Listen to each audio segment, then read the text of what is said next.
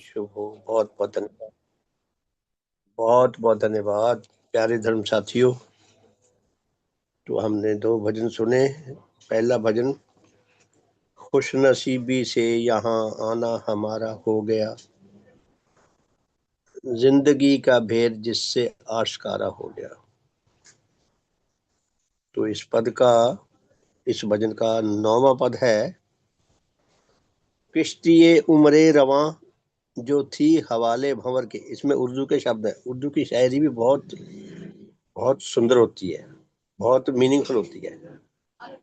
किश्ती ये उम्र रवा, किश्ती का मतलब किश्ती से, नाव से, ये शब्द एडजेक्टिव की ओर मोड़ा गया है इसका रूप। किश्ती ये उम्र रवा, कहते मेरे जीवन रूपी किश्ती जो उम्र के बहाव में बहती जा रही थी, यानी कि मेरी उम्र बीतती जा रही थी। किश्ती ये उम्र रवा जो थी हवाले भंवर के, कि मेरी जीवन की जो किश्ती है वो रवा का मतलब होता है चलती जा रही थी, आगे को बढ़ती जा रही थी। किस ओर? भंवर की ओर बढ़ रही थी। भंवर पता ना, वो बड़े बड़े समुद्रों में, नदियों में भंवर बन जाता है, पानी गोल गोल घूमता है। ऐसा होता है जैसे जमीन पे गहरा कुआं खोद रखा हो, तो जो भंवर की लपेट में आया वो सब एकदम नीचे गहराई में, पता नहीं कहाँ ले जाके वो बस खत्म ही हो जाता था, मर जाते थे। जीव तो मर ही जाते थे आमतौर पे।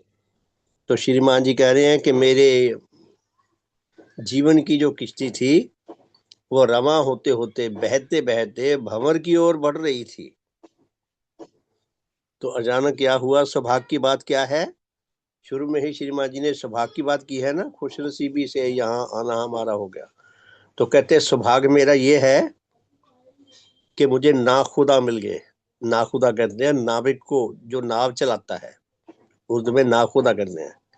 कहते मेरी जो उम्र की किश्ती, जीवन की किश्ती भंवर में डूबने को थी, मुझे एक सच्चा नाविक मिल गया, नाव चलाने वाला मिल गया, यानी कि भगवान देवात्मा मिल गए। ना खुदा सच्चे का उसको अब सहारा हो गया। मेरे जीवन की किश्ती को भगवान देवात्मा रूपी नावक ने, उन्होंने अपने प्रभावों से मुझे भंवर की ओर से मेरा मुख दूसरी ओर मोड़ दिया, और मैं भंवर में डूब कर मर जाने से बच गया। किश्ती उम्रे रवां जो थी हवाले भंवर के, ना खुदा सच्चे का उसको अब सहारा हो गया। प्यारे साथियों, ये अनुभव की बातें हैं। सचमुच में जिसको नीच जीवन से निकलकर उच्च जीवन में आने का सौभाग्य मिला हो, जिसके सामने पहाड़ की तरह ये दोनों दोनों जीवन खड़े हों, जो उसका अनुभव है, और अगर वो कवि है तो कवि के रूप में, अगर वो नर्तक है तो डांस के रूप में निकालेगा, अपनी इस कलात्मकता के आधार पर अपनी उस दिखाएगा अपना जो सौभाग्य है उसको। तो श्रीमान जी ने बहुत सुंदर, बहुत ही शानदार ये भजन लिखा है। शुभ हो श्रीमान जी का लोक में, बहुत बहुत शुभ हो। तो दूसरा भजन हमने धर्म विकासालय के विषय में सुना। धर्म विकासालय की महिमा का इसमें उल्लेख है कि धर्म विकासालय कितना महान है। ये एक ऐसी पाठशाला है, ऐसा स्कूल है, इसके जैसा पाठशाला, इसके जैसा स्कूल दुनिया में और कहीं नहीं।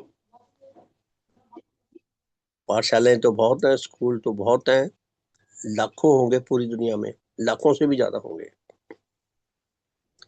और उनमें शिक्षा भी पढ़ाई जाती है तरह तरह की। लेकिन जिस शिक्षा की सबसे ज्यादा आवश्यकता है, जो सच्ची शिक्षा, जिसके साथ हमारा जान और प्राण का संबंध है, वो शिक्षा और किसी पाठशाला में नहीं मिलती। अगर कोई व्यक्ति मैथ ना पढ़े, अनपढ़ रह जाए तो फिर भी बचा रहेगा, जिंदा रहेगा। कोई विज्ञान ना पढ़े तो भी जिंदा रहेगा। कोई हिस्ट्री ना पढ़े तो भी जीवित रहेगा। इस तरह अनेकों विषय हैं, अगर वो ना पढ़े तो भी जीवित रह सकता है। लेकिन यदि कोई अपनी आत्मा के ज्ञान विषयक शिक्षा को ना पढ़ सके, सच्चे धर्म विषयक शिक्षा को ना पढ़ सके, और उसको आत्मसात करके अपने अंदर उच्च परिवर्तन लाने के लिए संग्रामशील ना हो सके, तो उसे कोई नहीं बचा सकता। ईश्वर तो काल्पनिक है, वो तो बेचारा क्या बचाएगा, खुद ही काल्पनिक है, काल्पनिक अस्तित्व तो बचा ही नहीं सकता। हाँ, जो सचमुच का अस्तित्व है वो भी नहीं बचा सकता। तो इस पाठशाला में देव समाज धर्म विकासालय में जो शिक्षा पढ़ाई जाती है, उस शिक्षा का धर्म विकासालय के का और भगवान देवात्मा का हमारे साथ जान और प्राण का संबंध है। यानी कि ये शिक्षा हमें मिली है, मिलेगी, मिली है, मिलती रहेगी तो हम बचे रहेंगे। ये अद्वितीय पाठशाला से हम जुड़े रहेंगे तो बचे रहेंगे, भगवान के साथ जुड़े रहेंगे तो बचे रहेंगे, नहीं तो हमें कोई नहीं बचाने वाला। तो इतनी महिमा है धर्म विकासालय की। तो इसके 9वें पद में क्या दिया है? 9वें पद में लिखा है कि देव गुरु भगवान का कार्य सबसे श्रेष्ठ लगता है। कि भगवान देवात्मा जो काम कर रहे हैं, काम तो करोड़ों लोग कर रहे हैं, सभी कर रहे हैं लगभग,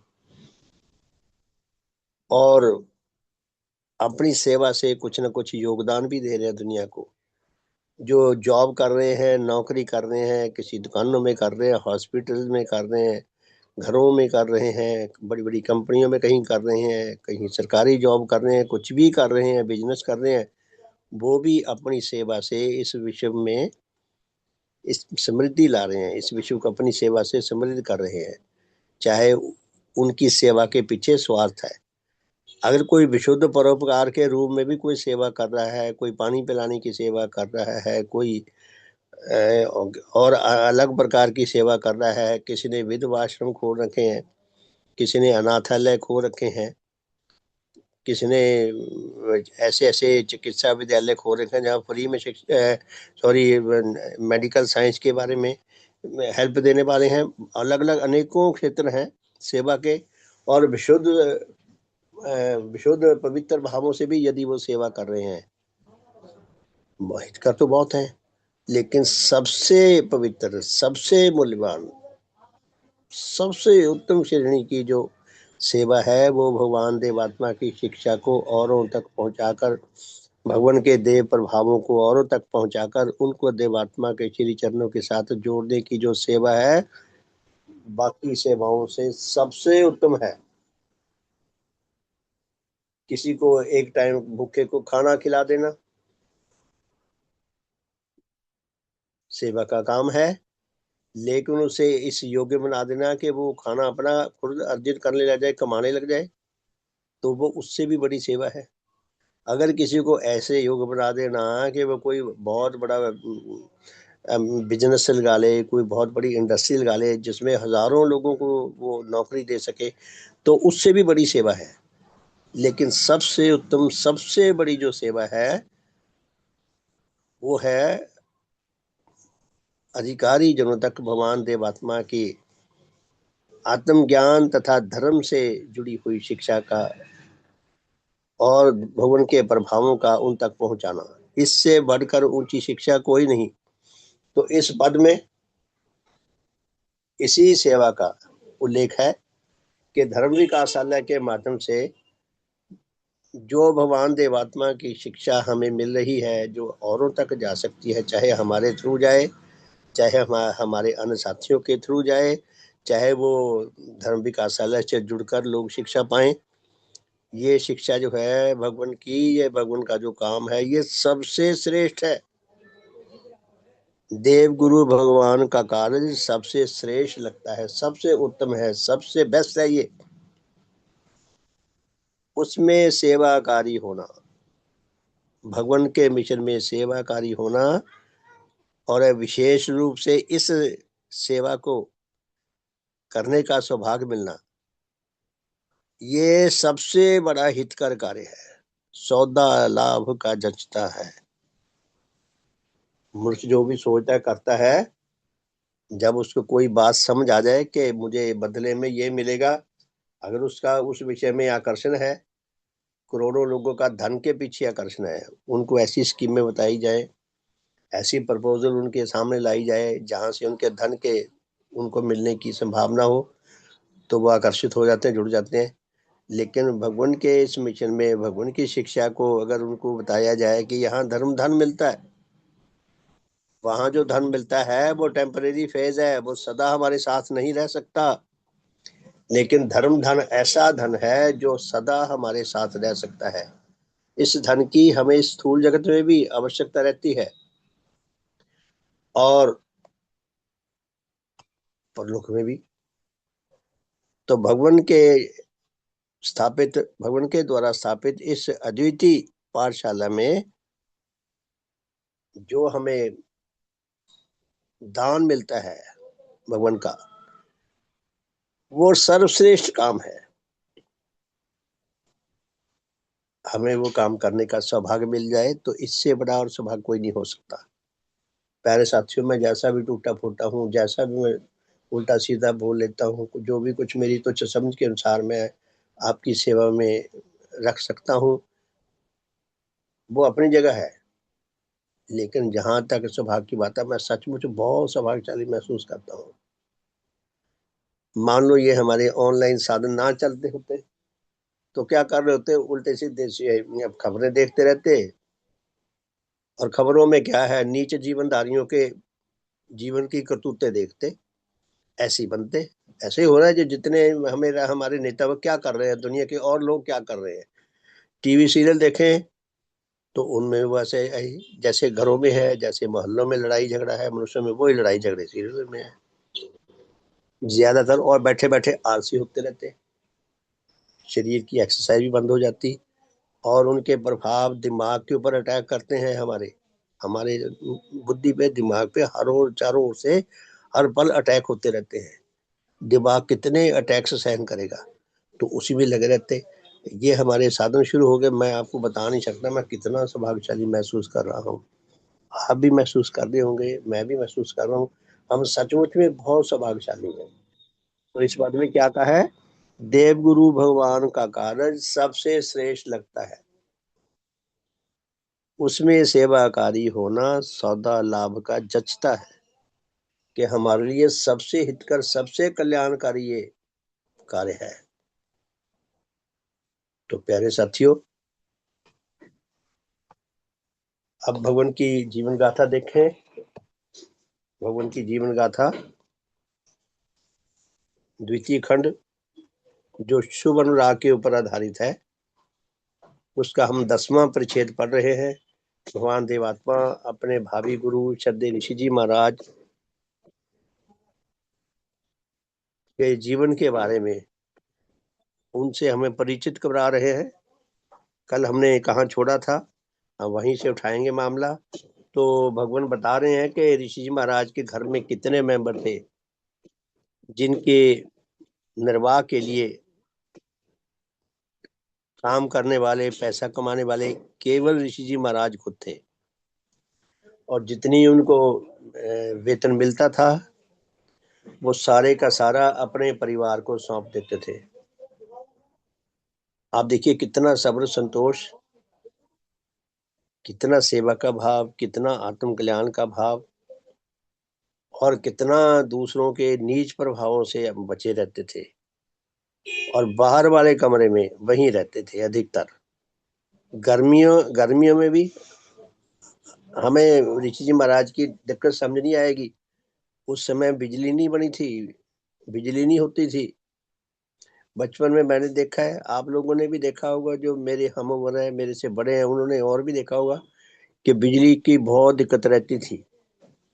सारा सारा दिन बिजली नहीं होती थी गर्मियों में। सर्दी में तो बिजली ना हो तो आमतौर पे चल जाता है, क्यों पसीना नहीं आता, बुरा हाल नहीं होता। गर्मी में बहुत बुरा हाल होता है। तो गर्मी से बहुत बुरा हाल होता था। हमारे अपने घर में छत पे 2 हुकें गाड़ के रस्सियां बांधी हुई थी, उसके ऊपर लकड़ी का फट्टा लगाता था और फट्टे के ऊपर दरी हाथ डाली होती थी मोटी, और रस्सी से खींचा करते थे हवा के लिए। ये हमारे अपने घर में रहा है ये।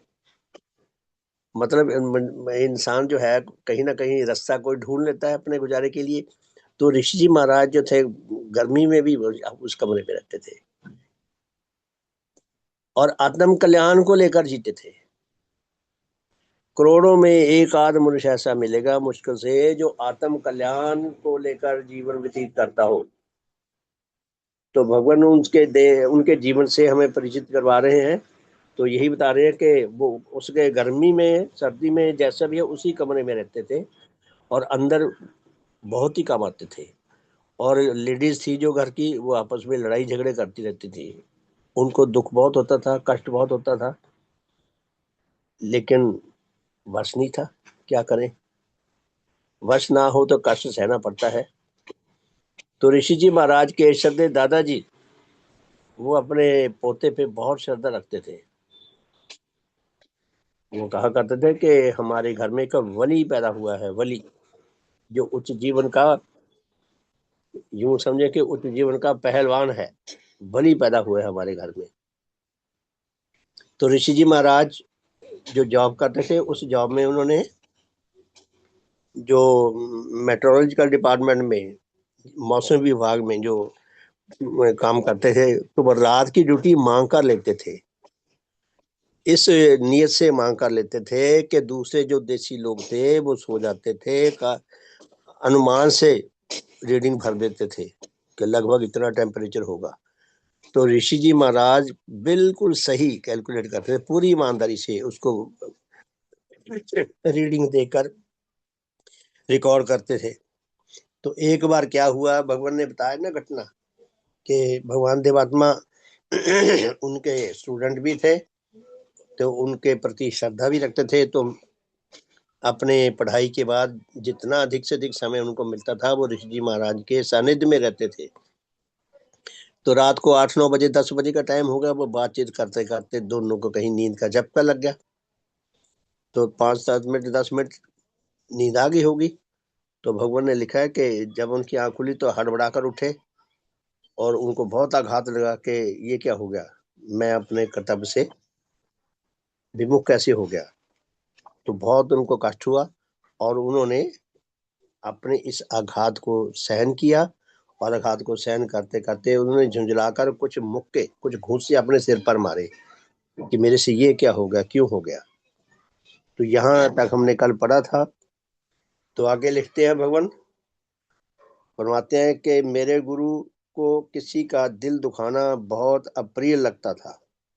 मेरे गुरु को किसी का दिल दुखाना अच्छा नहीं लगता था। एक बार उन्होंने, ये कल हमने पढ़ लिया था वैसे, मैं पुनः पढ़ रहा हूँ दोबारा। एक बार उन्होंने यह अनुभव करने पर कि उन्होंने अपने अधीन काम करने वाले एक जन को किसी अपराध के होने पर, किसी गलती के होने पर आवश्यकता से अधिक डांट दिया। और कुछ समय के बाद जब उनको बोध हुआ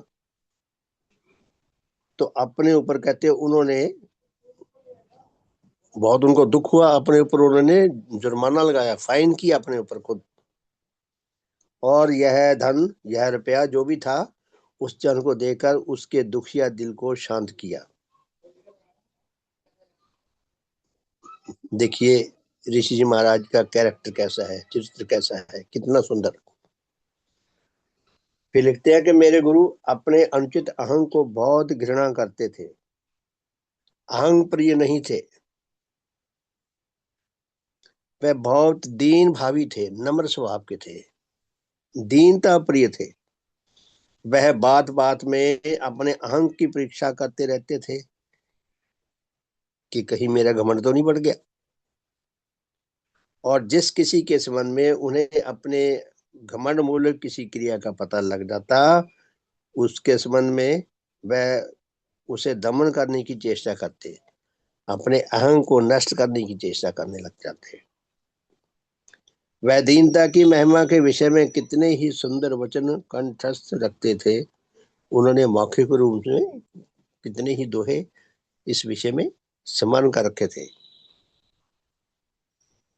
और उन्हें अनुराग पूर्वक पढ़ा करते थे।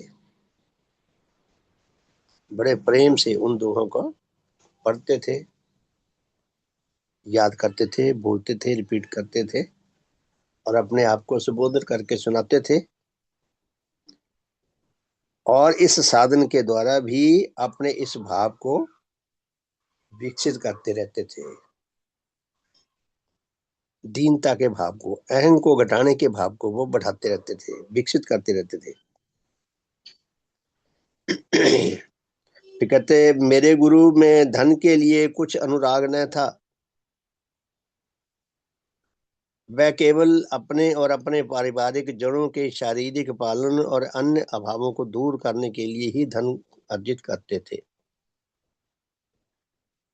तो उन्होंने इसमें पारिवारिक डिटेल भी दी है, भी कितने लोग थे, 11 लोग थे उनके, जो कल हमने पढ़े थे।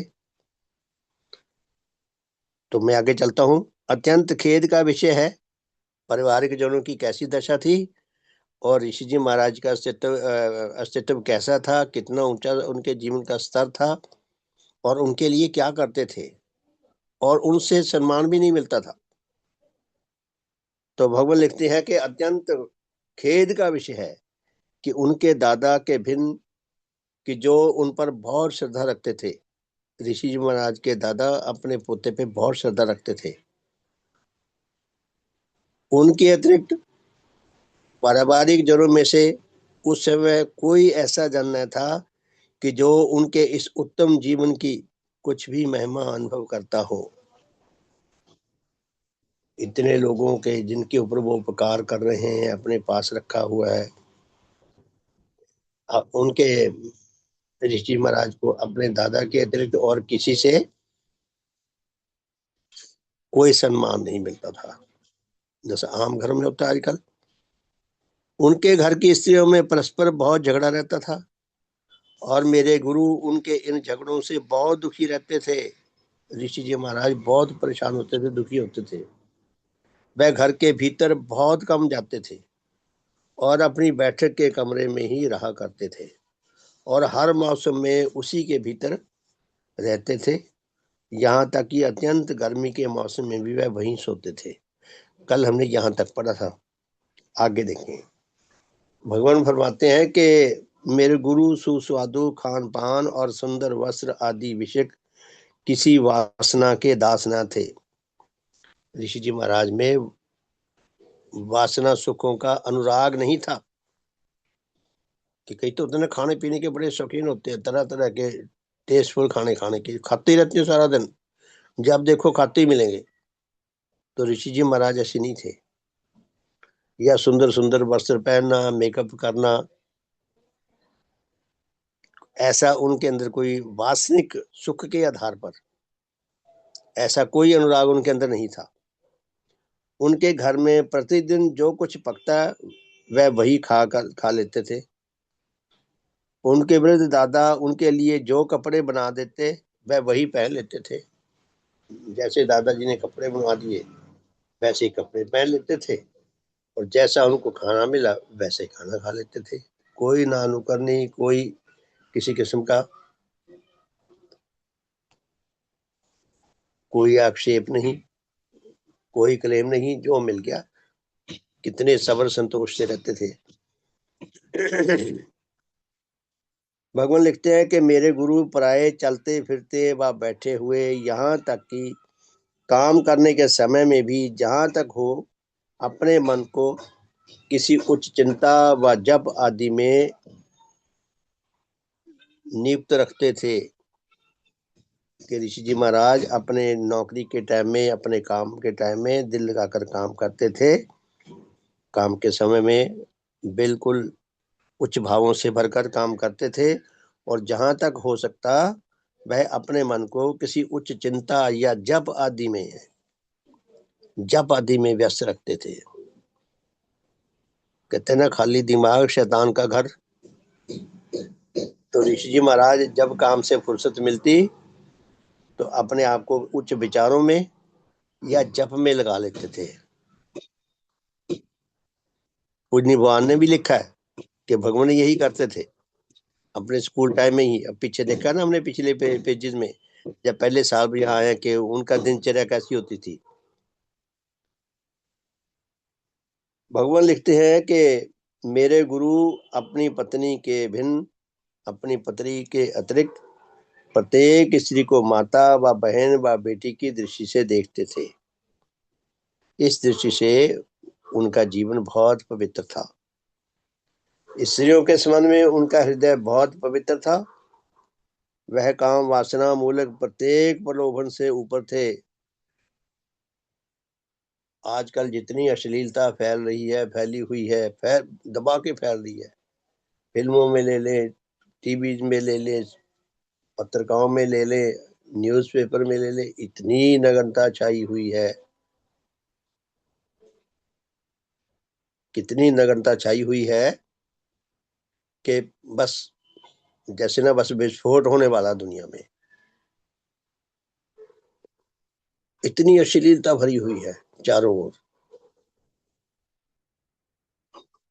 तो भगवान क्या फरमाते हैं कि मेरे गुरु अपनी पत्नी के अतिरिक्त शेष सभी को सम्मान की दृष्टि से देखते थे।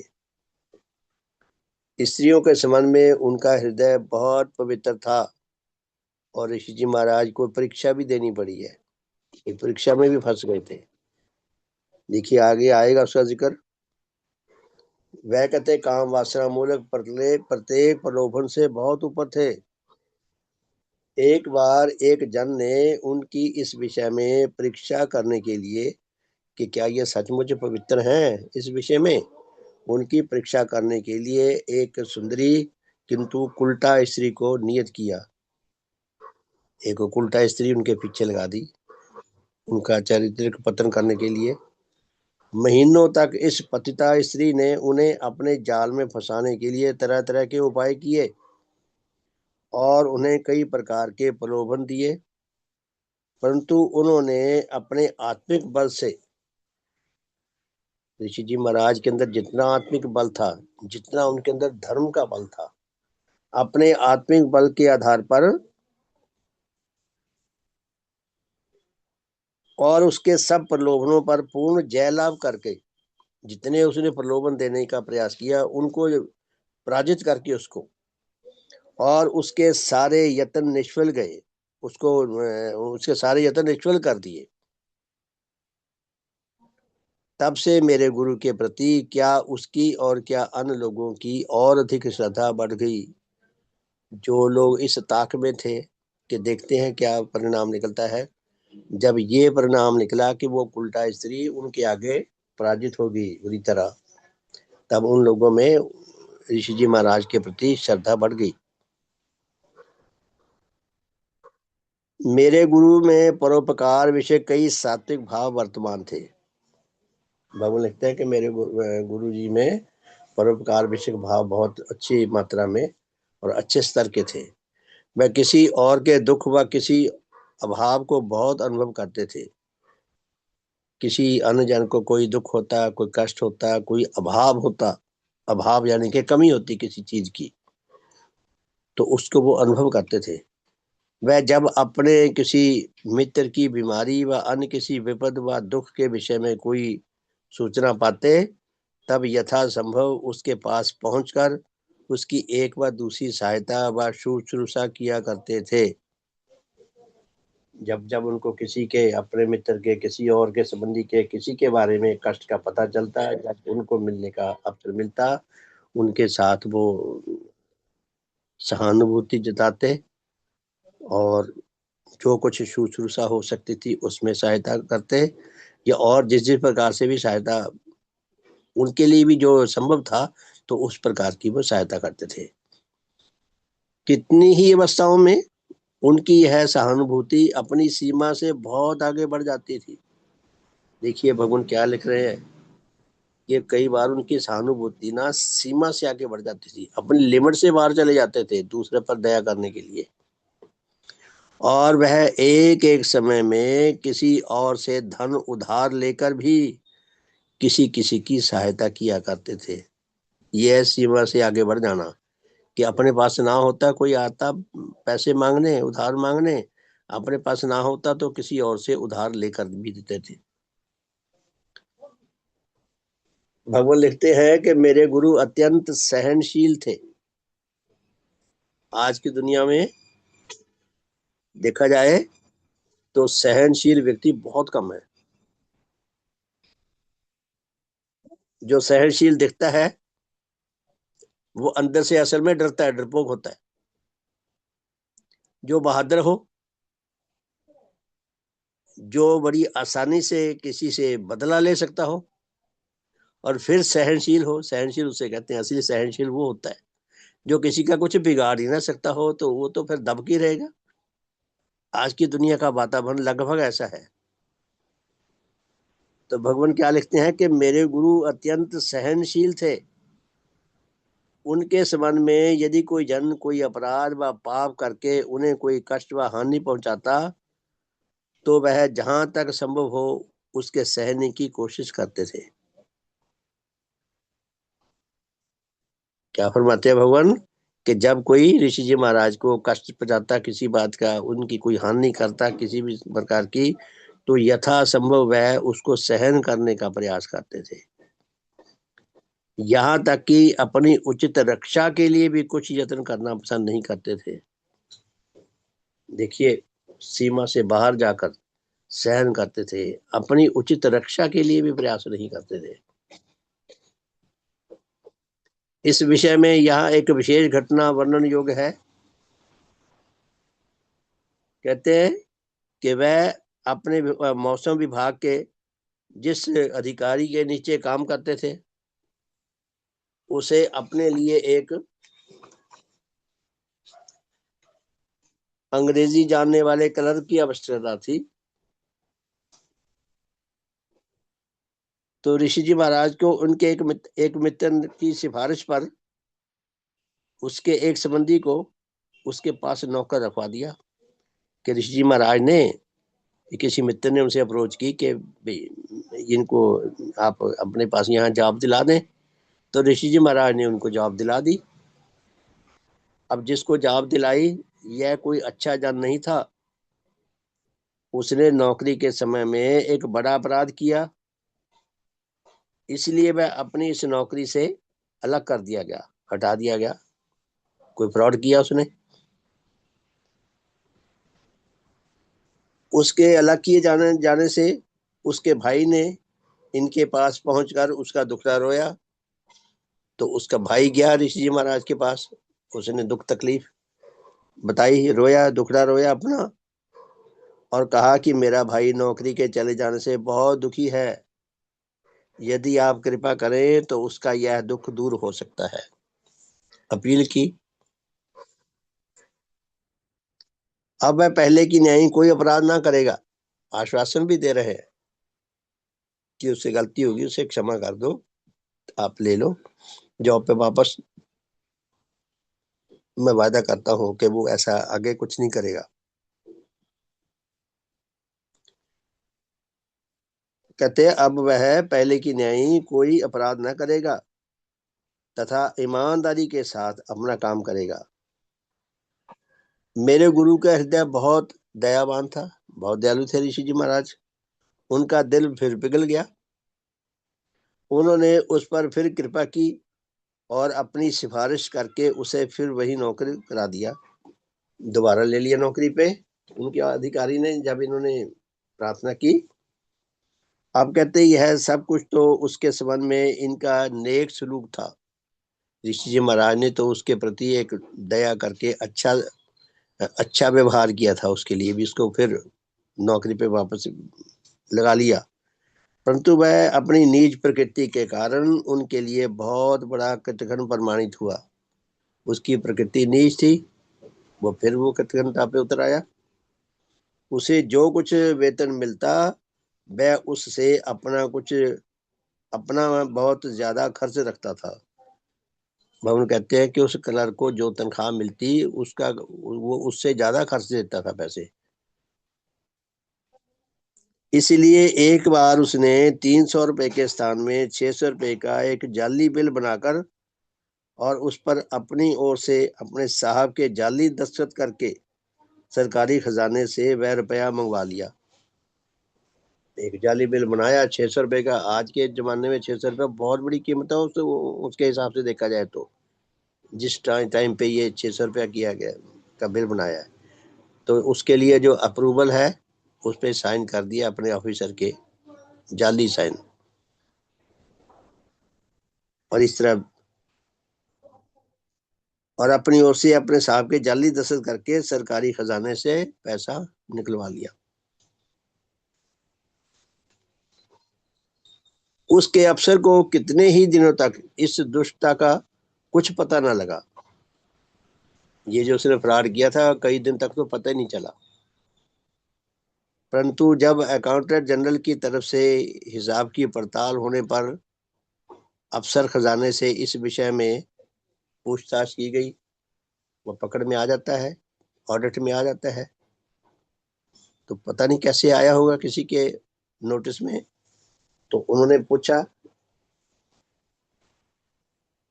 जो खजाने का अधिकार जिसके अधीन था उससे, तो उन्होंने इस आदमी के अफसर के से इस विषय में पूछा। तो उन्होंने उससे पूछा जिन्होंने 600 रुपए का बिल पास करके भेजा था पैसे पेमेंट करने के लिए। तब मालूम हुआ कि यह इसी कलर की कारस्तानी थी। तब जाकर पता चला कि इसी क्लर्क ने यह फ्रॉड किया था, अपने अधिकारी के झूठे साइन करके बिल बना लिया था। अब यह जन घबराया, पकड़ा गया। अब यह जन घबराया और मेरे गुरु और अपने पूर्वोक्त उपकारी के पास पहुंचा और उनसे उसने पूछा कि अब मैं क्या करूं। अब वो क्लर्क ऋषि जी महाराज पे आया, हाथ पैर जोड़े, महाराज मुझे गाइड करो, मैं क्या करूं। और अपने उस अंग्रेज ऑफिसर के पास भी गया कि कृपया मुझे गाइड करो, मैं क्या करूं, मेरे से गलती होगी, मुझे माफ कर दो। बड़ा इंसान नाटक बहुत करता है। मान गया कि रुपया मैंने अवश्य मंगवाया था और वह मैंने खर्च भी कर डाला है। इन्होंने कहा, ऋषि महाराज ने कहा कि तुमने बहुत बड़ा अपराध किया है। अब तुम अपने बचाव के लिए केवल यह कर सकते हो कि 300 रुपये लेकर साहब के पास जाओ और उनके आगे हाथ बांध कर और अपने अपराध को स्वीकार करके क्षमा प्रार्थी हो, क्षमा मांगो उनसे। वह साहब के पास गया और उसने क्षमा प्रार्थना भी की। भगवान देखो क्या लिखते हैं कि वो साहब के पास गया, उसने गलती भी मानी, माफी भी मांगी, परंतु रुपया अपने साथ ना ले गया। ऋषि जी महाराज ने कहा था 300 रुपये ले जाना, रुपया अपने साथ ना ले गया और यह कहकर चला गया कि मैं धीरे धीरे किस्तों में रुपया अदा कर दूंगा। एक दिन नहीं दिया। उसका भाई बहुत कुटिल था। उसने कहा कि तुम पर यह सब विपद पंडित शिवदयाल सिंह जी ने डाली है। पंडित शिवदयाल सिंह जी ऋषि जी महाराज का नाम है। तो भाई ने उसके ने क्या कहा कि ये मुसीबत इन्होंने डाली है, इन्होंने बताया दूसरों को, नहीं तो कुछ नहीं होना था। और क्या कहा कि उन्होंने साहब को बता दिया होगा कि तुमने इस प्रकार रुपया उड़ाया है, नहीं तो साहब को तुम्हारे अपराध के बारे में क्या पता लगता। उनको तो पता ही नहीं चलना था, सब छुपा रह जाता। अब तुम अब तुम भी उन्हें अपने साथ फंसा लो। उसके भाई ने कहा कि इनको फंसा लो अपने साथ, के ये भी मेरे साथ मिले हुए हैं जी, हम अकेले रुपया क्यों भरे, ये भी भरे कि दोनों ने फ्रॉड किया। उन पर भी तो कुछ चट्टी लगे, यानी कि उनको भी तो कुछ चोट पहुंचे, कष्ट लगे, कष्ट हो उनको। इस परामर्श के अनुसार अपराधी ने साहब के पास जाकर यह प्रकट किया कि यह रुपया मुझे अकेले ने नहीं उड़ाया, किंतु मेरे इस काम में पंडित शिवदयाल सिंह जी भी मेरे साथी थे, हमने दोनों ने मिलकर उड़ाया। कितनी बड़ी धूर्तता, कितनी बड़ी मक्कारी, अपने इतने बड़े उपकारी पर कितना भयानक अभियोग, कितना झूठा इल्जाम। ये घटना में भगवान देवात्मा ऋषि जी महाराज के दया भाव का उल्लेख कर रहे हैं। उपकार के बदले में कितनी महाकृतज्ञता। इस महाकृतज्ञता की इस दुष्टता से मेरे गुरु बहुत बड़ी विपद में फंस गए। उनके कोमल हृदय पर बहुत आघात लगा, उनके क्लेश की सीमा न रही, उनके कष्ट की सीमा न रही। उनके अफसर ने कहा कि हम यद्यपि खुद तो तुम्हारी सच्चाई पर विश्वास करते हैं, ऋषि जी महाराज के अधिकारी को तो उन पर विश्वास था कि ये ऐसा कभी नहीं कर सकते थे, तथापि फिर भी कहते तुम्हें इस मिथ्या कलंक के दूर करने और उसके लगाने वाले को सजा दिलवाने के लिए अदालत में जाना चाहिए। उनके अधिकारी ने ये कहा कि देखो हम तो आप पर विश्वास करते हैं, लेकिन आप पे उसने इल्जाम लगाया है, सरकारी काम काज में तो प्रूफ चाहिए। ये आपका कर्तव्य बनता है कि आप अपने आप को निर्दोष सिद्ध करें पेपरों में। वही आप देखो कैसे करेंगे।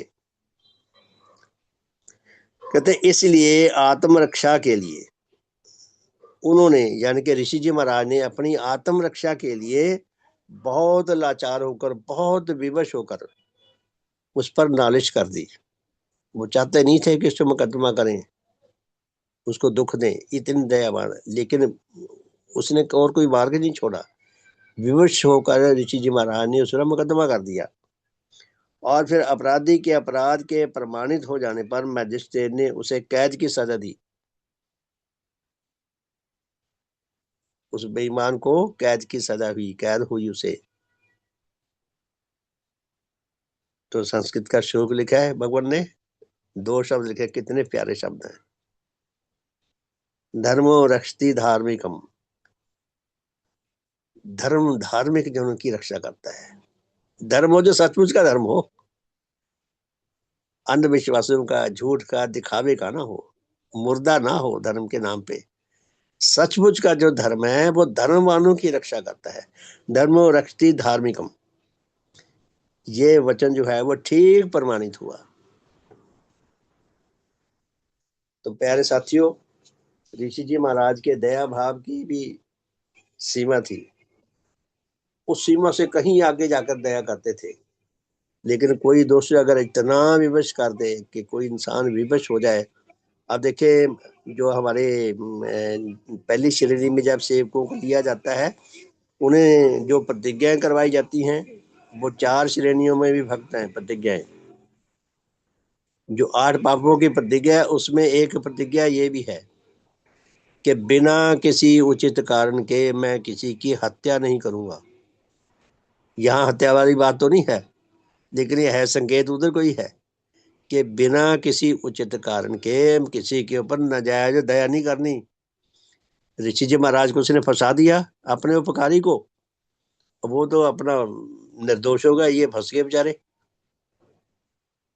तो विवश होकर जो इनके मिलने जुलने वालों ने ऋषि जी महाराज को सलाह दी, विवश होकर ऋषि जी महाराज ने उस पर मुकदमा किया, और मुकदमे में उसको दुष्ट को दंड मिला। तो प्यारे साथियों, भगवान को कैसे गुरु मिले, कमाल की बात है कि एक दूसरे के प्रति एकदम आकर्षित कैसे हो गए। मैं तो अपना देखता हूँ, मुझे 47 साल होने वाले हैं। भगवान देवात्मा के कितने वर्षों से, आधी शताब्दी होने में तो 3 साल रह गए, कितना लंबा टाइम है भगवान के श्री चरणों में आए हुए। कितने सत्संग सुने हैं, कितने लेख सुने हैं, कितने उच्च सभाएं सुनी है, कितने भगवान देवात्मा के अद्वितीय प्रभावों से भरे हुए वातावरण को देखा है मैंने भी, आपने भी। और जो हमारा सच्चा हित हो सकता था, मैं जब अपने जीवन की ओर ले जाता हूँ तो सचमुच मुझे बहुत अफसोस होता है कि जितना भगवान हमारा हित करना चाहते हैं उससे बहुत पीछे हो। बेशक दुनिया के हिसाब से सचमुच में बहुत उच्च परिवर्तन आया है, सचमुच में मेरा बहुत भला हुआ है, लेकिन जितना भला भगवान कर सकते थे उससे बहुत पीछे हो। फिर भी लगे रहें, संग्राम करते रहें। मैं भी करता रहूं, आप सब भी करते रहे। सबका शुभ हो, सबका भला हो। भगवान देवात्मा की जय। भगवान देवात्मा की जय। भगवान देवात्मा की जय। भगवान देवात्मा की जय। सबका शुभ हो, सबका हित हो, सबका मंगल हो, सबका कल्याण हो। शुभ संध्या। तो रात को शुभ और मिलेंगे जी। श्रीमान जी। 8:20 पे, 1 मिनट चला जी, 1 मिनट, 8:20 पे आज भजन होंगे, 8:20 से लेकर रात को 9 बजे तक। और 9 बजे के बाद फिर मीटिंग होगी जैसे पिछले बार हुई थी। तो कृपया ध्यान रखें, 8:20 पे जुड़ जाए सब। और 9 बजे तक भजन चलेंगे। उसके बाद फिर मीटिंग होगी जो 40 मिनट की होगी, लगभग 9:40 तक। बहुत बहुत धन्यवाद। हाँ जी रेणु जी, आप कुछ कहना चाहते हैं? शुभ हो। हाँ हाँ, अभी आप जैसे कह रहे थे ना कि हमारा भला जितना होना चाहिए नहीं, तो ऐसा लगता है मुझे तो वो सभी का ही नहीं हो पा रहा। हाँ, मतलब हम भी हैं जैसे उसमें, जैसे हम चाहते हैं, तो वो तो सबके साथ ही हो रहा है ऐसा। कि हाँ नहीं, जितना इसमें हमें लगता है कि भगवान के मुताबिक तो नहीं हम देखो, निकल पा रहे। भगवान ने तो ये कहा भी तुम जितने के अधिकारी हो, जैसे जो बर्तन साइज में अंदर से जितना बड़ा होता है उतना उसके अंदर सामान ज्यादा आ जाता है, जो जितना छोटा उतना कम आएगा। तो वही अधिकार तत्व इसी को कहा गया है। जितने हमें अपने पूर्वजों से उच्च गुण मिले हैं, जिस स्तर के मिले हैं, उसके ऊपर भी जितना संग्राम ज्यादा होगा उसी लिमिटेशन में हमारा भला होगा। इसलिए तो हमें, श्रीमान जी, हाँ, शुभ हो श्रीमान जी, शुभ हो जी। बोलो बोलो, आप बोलो फिर बोलो। कोई नहीं, आप बोलिए अग्रवाल जी, प्लीज।